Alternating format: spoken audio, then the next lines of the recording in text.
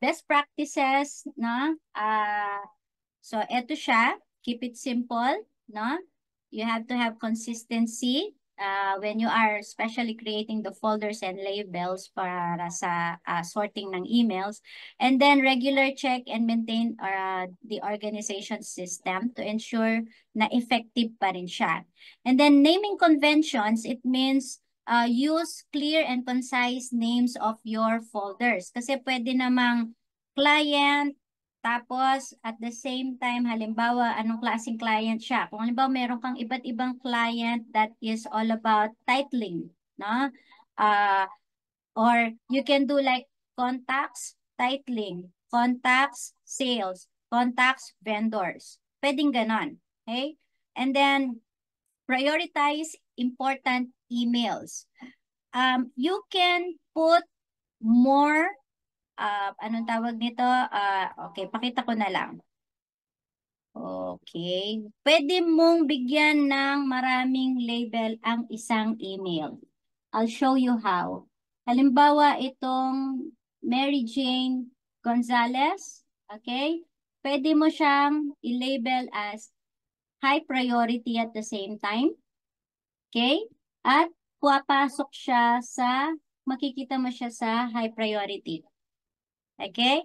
So if this particular email is of high priority and at the same time belongs to a certain folder, you can put 2, 3, 4, 5 label for each and every email. Okay? You can do that. You can juggle between labels and filters, na? Para mas lalong maging organized. Especially if your client is, merong isa kasi na kakilala ko, ang client niya is an NBA, sikat na NBA personality. So, syempre, everyday, thousands of emails ang natatanggap niyan. So, nakategorize yung mga emails sa mga fans, indecent fans, yung mga ganon. So, yung mga indecent fans, i-reviewin niya yung mga email nun. Pag mga hindi decente, di-delete na niya. Okay? So, ganoon ang pwede nating gawin. Okay? We have to, there are some emails that are important, no? Pero hindi sila ganon ka-high priority. So, you can put them in regular emails, no? But as long as your inbox, lahat ng ito ay merong mga labels. Say for example, ito, wala siyang label. So I can just do it dito. Lalagay ko siya sa tools, no? So ngayon, nakakategorize na yan into a tools. Nakalagay na siya sa tools. When I click tools, nandoon siya sa main. Okay? Okay. Kaka-excite, ano? Alright. So, archive older emails, no? Meron tayong archive email folders, okay? Or you can create an archive folder para sa ganoon, nandoon lahat sila. And then, this helps you reduce also cluttering, no? Sa inyong inbox. Now, let's find an example.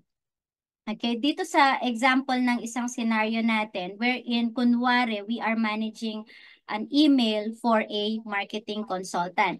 Sa mga marketing consultant, it is quite tedious ang trabaho sa email nito, no?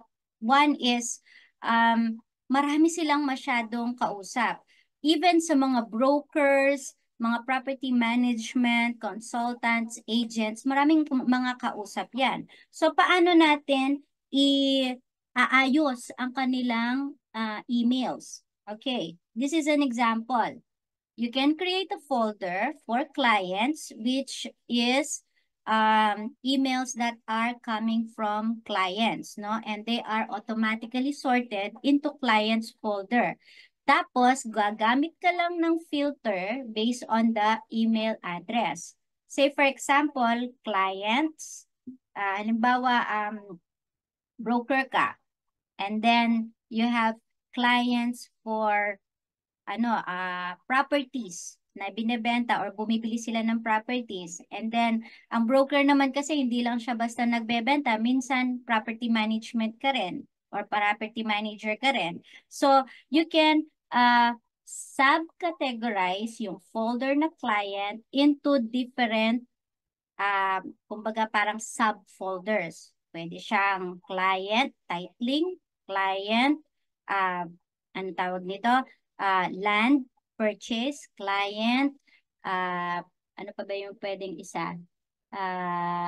Basta. Okay. So anyhow, you can also, okay, dito tayo pala mag-focus sa marketing consultant. You can also create a folder for projects wherein lahat ng email that is related to a specific marketing campaign, no, goes to this folder. Tapos, ang gagawin mo, yung kapag gumawa ka ng filter, it has to have specific keywords. Say for example, kapag nag-filter ka, ang keyword na pwede mong gamitin is, say for example, marketing campaign for prices. Ayan. Or, ano yun, proposals. Okay? Or projects, subdirectory niya is website. Ganon. So, pwedeng ganon ang gawin natin. And then, follow up, no? A folder for follow up. Why? Marketing consultants, they have sometimes a lot of things in their plate, and sometimes they require things or they need to follow up on things, no? So when you create this system, you have to make sure that you move folders sa follow-up and you have to review daily yung follow-up folder mo na yon. This way, ano mo kaagad, mabibigyan mo ng action immediately ang bawat email. And then, also, you can create a folder for high priority kapag mga urgent emails. Mamaya, papakita ko sa inyo yung triage. No? And then, newsletters, promotional emails, and newsletters can be filtered dito sa folder na ito. Meron kasing mga industriya, newsletter ng mga industries and promotional emails na kung minsan kailangan nila, no? Nagagamit nila. So we can put newsletters, and then pag may kailangan sila na babalikan on newsletters, they can go to this folder. And then also personal, no? Personal folder, which is of course for their personal emails, no? That doesn't it's not work related. Kumbaga, i-move mo lahat doon sa personal. Okay. Now,